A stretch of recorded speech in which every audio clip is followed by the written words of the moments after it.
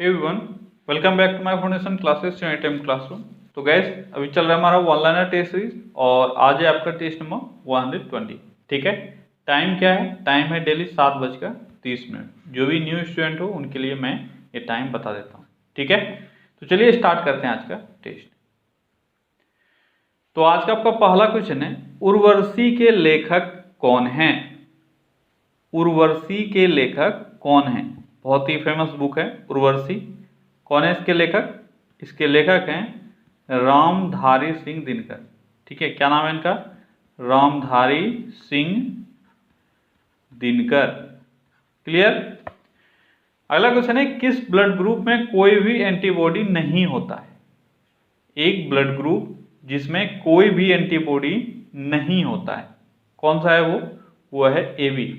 देखो जनरली मैं इस सीरीज में एक्सप्लेन नहीं करता हूँ, लेकिन इसको थोड़ा सा कर देता हूँ ताकि आपको याद रखने में आसान होगा। ठीक है, ये एक्सप्लेनेशन नहीं है, ये एक लॉजिक है, बस इस लॉजिक को दिमाग में रखना। बहुत सारे बच्चों को कन्फ्यूजन होता है, किस में एंटीबॉडी होता है, किस में नहीं होता है, किस में एंटीजन होता है, किस में नहीं होता है। बस एक ही चीज आपको याद रखना है कि ब्लड ग्रुप का नाम जो है वह एंटीजन के नाम पे होता है। किसके नाम पे? एंटीजन के नाम पे। ठीक है, बस एक चीज अगर आपको याद रह गया तो आपका सारा आंसर क्लियर हो जाएगा।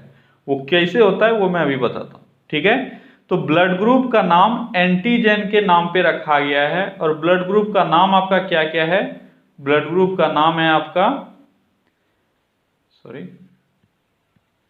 ए, ठीक है, B, AB और O, ये तो ब्लड ग्रुप का नाम है।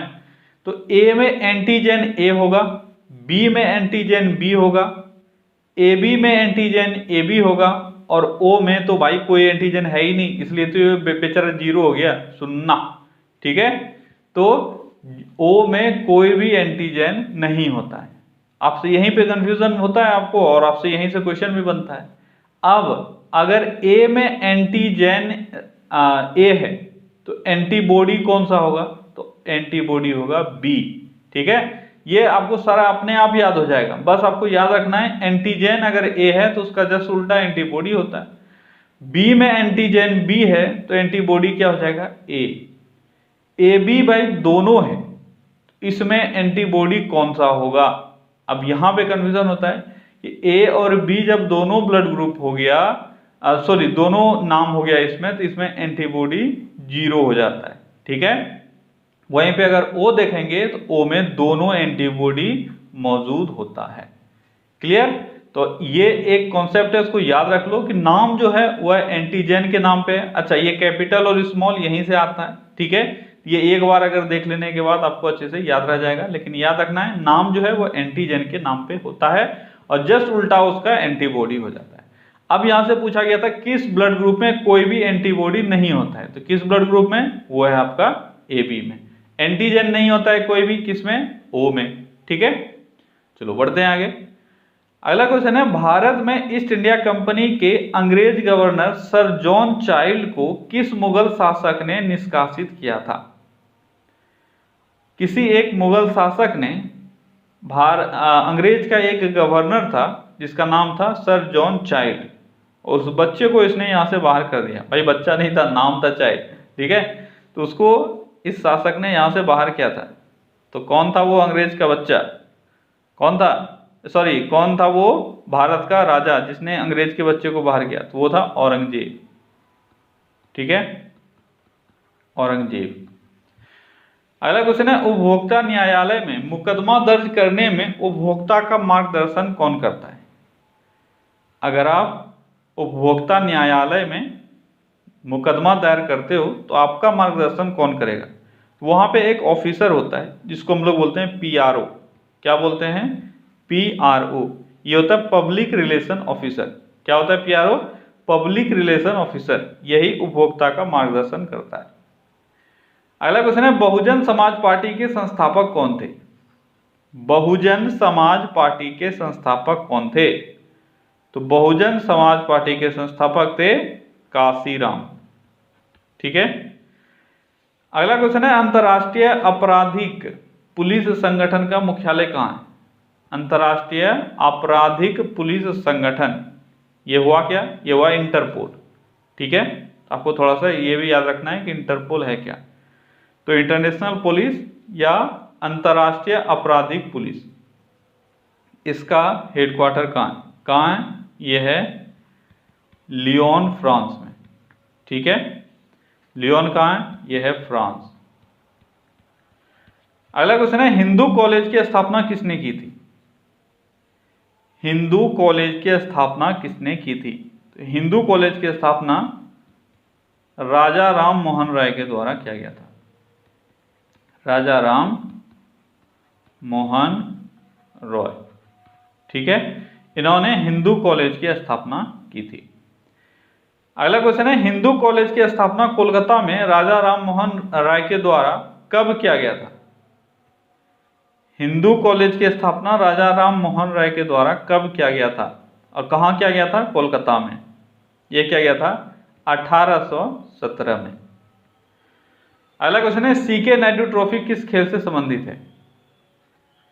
सीके नायडू ट्रॉफी किस खेल से संबंधित है? तो सीके नायडू ट्रॉफी क्रिकेट से संबंधित है। अगला क्वेश्चन है, KIIT विश्वविद्यालय कहाँ स्थित है?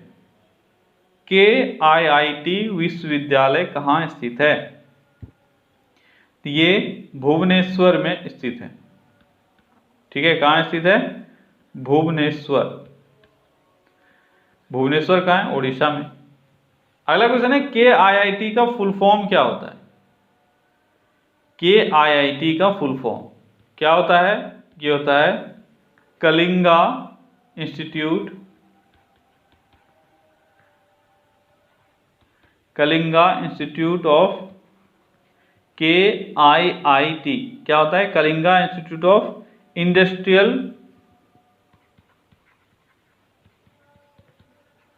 Industrial technology. ठीक है, KIIT का फुल फॉर्म क्या होता है? Kalinga institute of industrial technology. अगला क्वेश्चन है, अटकामा मरुस्थल कहाँ स्थित है? अटकामा मरुस्थल कहाँ स्थित है? अटकामा मरुस्थल दक्षिण अमेरिका में स्थित है। कहाँ है? साउथ अमेरिका में, दक्षिण अमेरिका में। ठीक है, अगला क्वेश्चन है, अमृतसर की संधि महाराजा रंजीत सिंह ने किसके साथ की थी?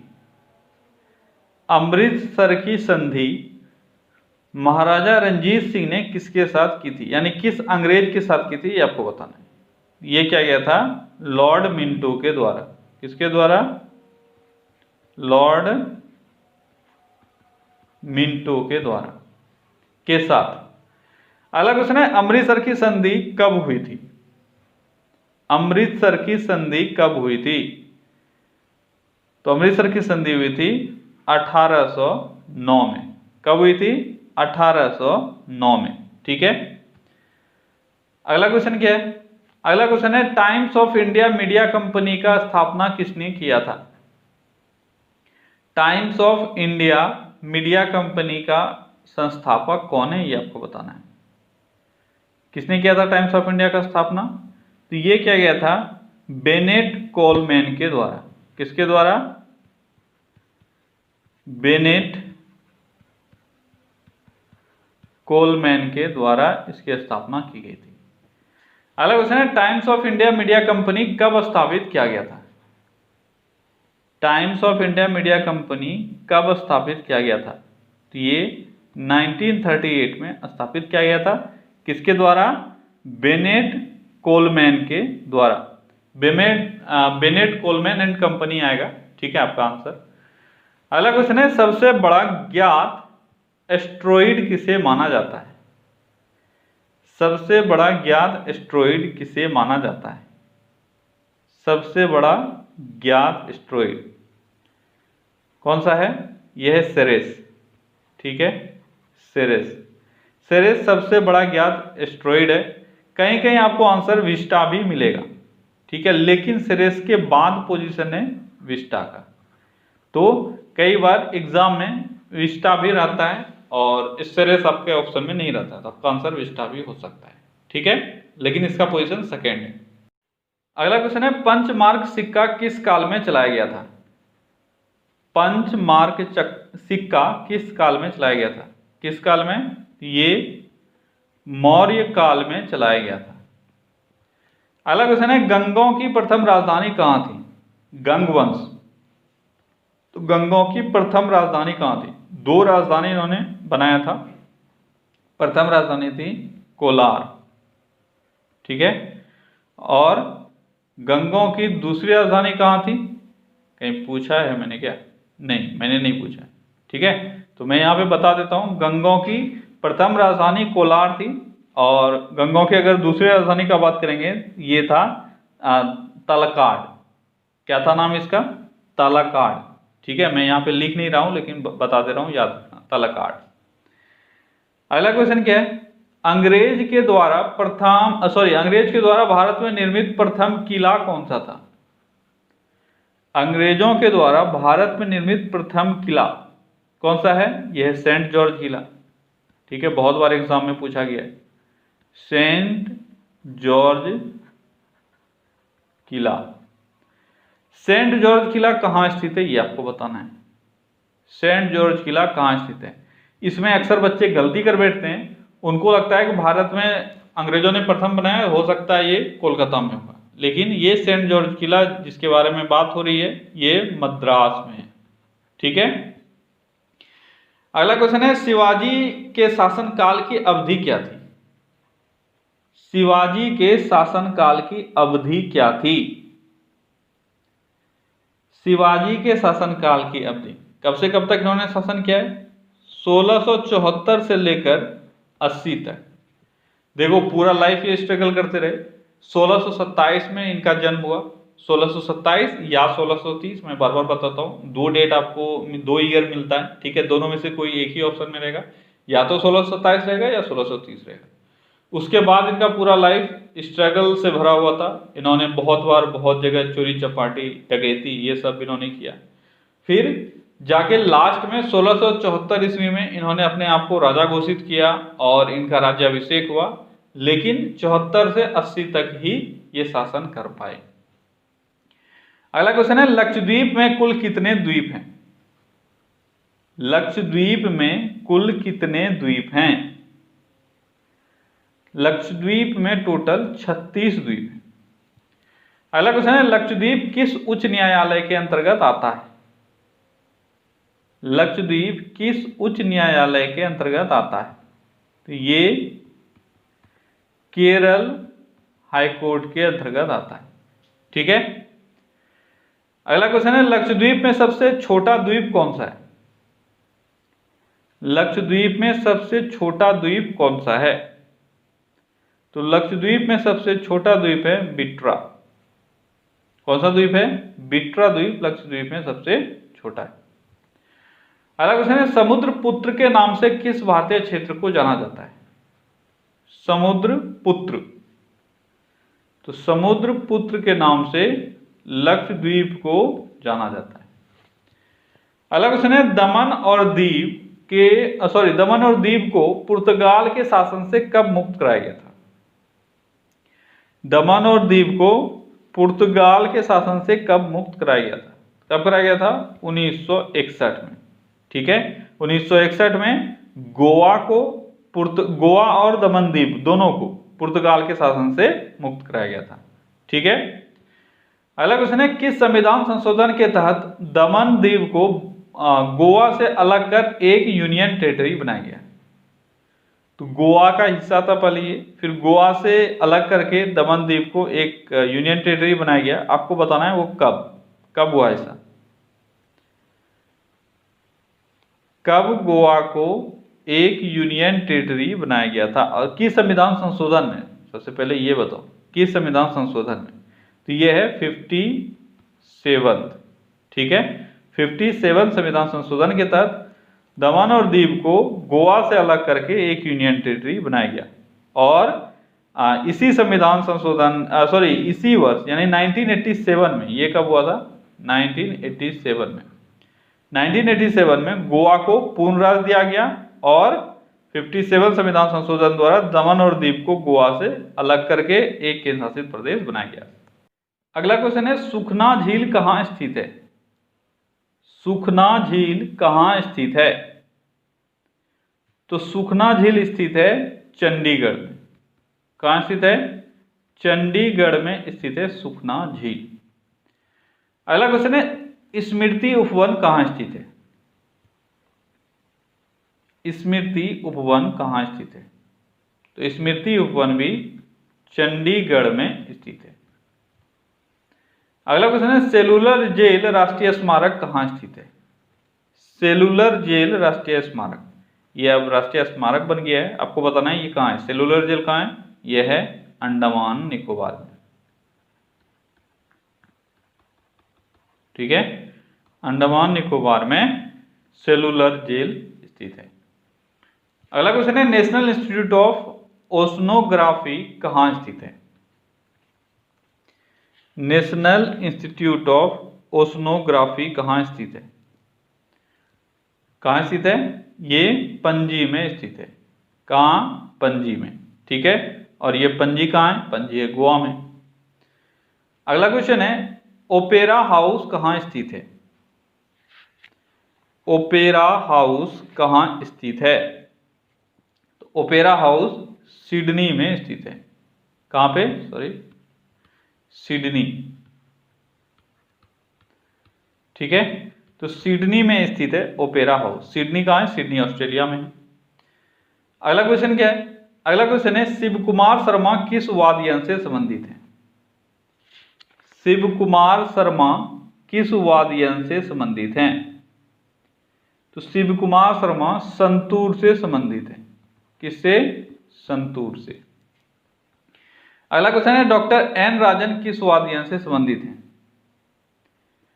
एन राजन, तो ये वायलिन से संबंधित है। किससे? वायलिन से।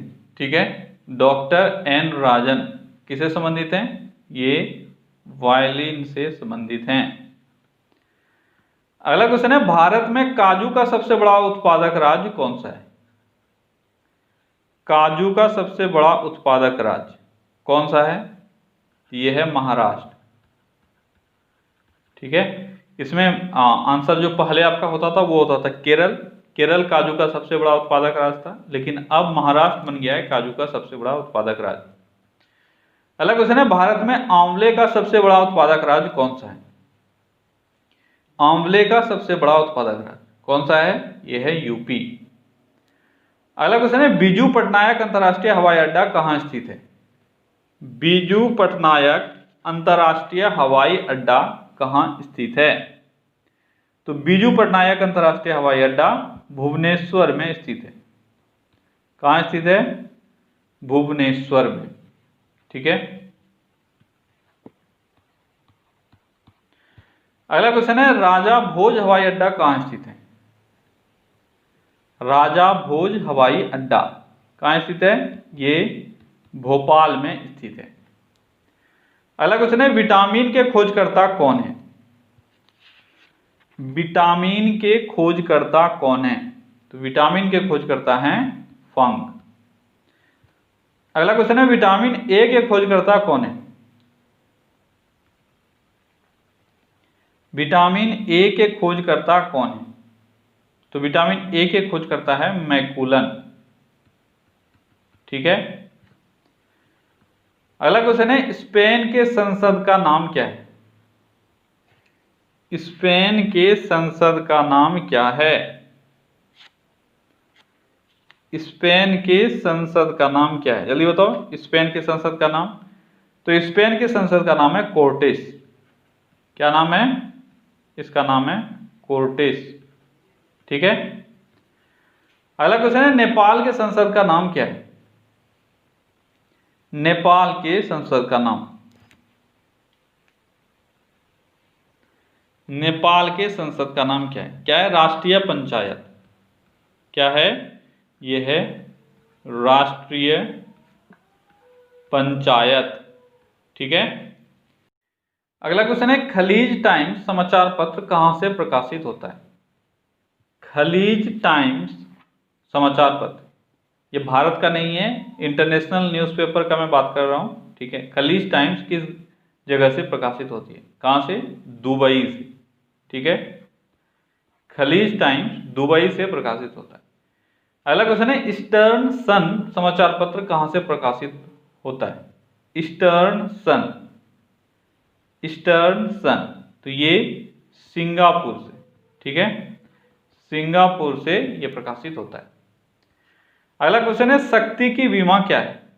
शक्ति पावर, इसका डायमेंशन क्या होता है? शक्ति का डायमेंशन क्या है? तो क्या है शक्ति का डायमेंशन? mL2T-2। अगला क्वेश्चन है प्रतिबल की विमा क्या होती है? प्रतिबल की विमा क्या होती है? तो प्रतिबल की विमा क्या है? mL-1T2, ठीक है। अगला क्वेश्चन है बोरेक्स किसका अयस्क है?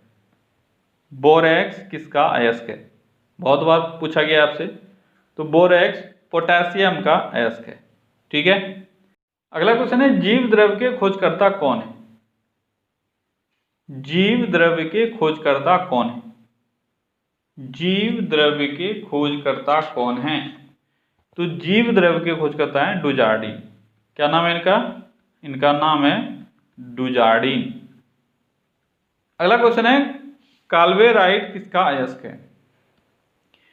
काल्वेराइट किसका अयस्क है? किसका अयस्क है? ये सोना का अयस्क है, ठीक है। तो क्या गाइस, तो आज के सेशन को इतना ही। चलिए कल फिर से मिलते हैं अगले सेशन में। Till then take care, bye bye.